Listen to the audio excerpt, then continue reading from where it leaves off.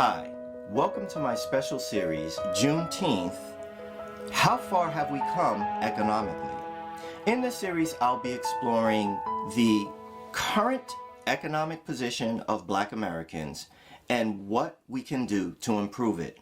Now, starting off, what I want to do is just give you a snapshot of how far we've come wealth gap-wise since emancipation until now. So immediately after emancipation, the wealth gap between blacks and whites was 60 to 1. By 1920, that had shrunk to 10 to 1. By 1950, it shrunk further to 7 to 1. But in the 70 plus years since 1950 until now, it's only changed by about 1 percentage point, and that's 6 to 1. So it's slowed in that time. And a huge part of that gap can be considered income. And since income is your largest wealth building tool, I want to address that. Just let me give you a statistic right now. As of 2022, and this is based on U.S. Census Bureau data, the average white household income was $109,300 versus the average black household income of $76,520. That's a 30% difference.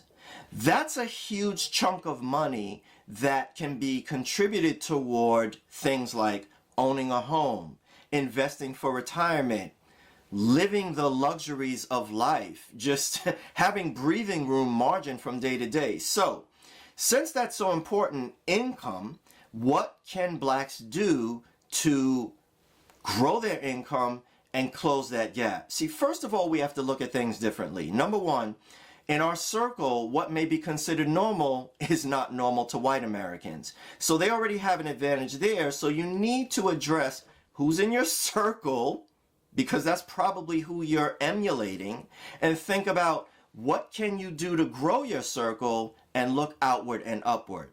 Number two, what can you do career-wise? There are different career tracks that you might be able to transition to that might give you more income. For instance, there's a lot in our community shaming going on about certain certain careers like civil service, truck driving, bus drivers, that type of thing.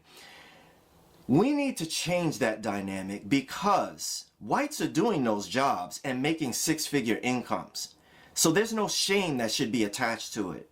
Thirdly, ask for a raise. Go into your boss and ask for a raise, but don't just go in demanding one. Come with documentation about the value you've brought to the business over the last year, and come with documentation about how you did that. Don't just come there saying, I got bills and I need a raise.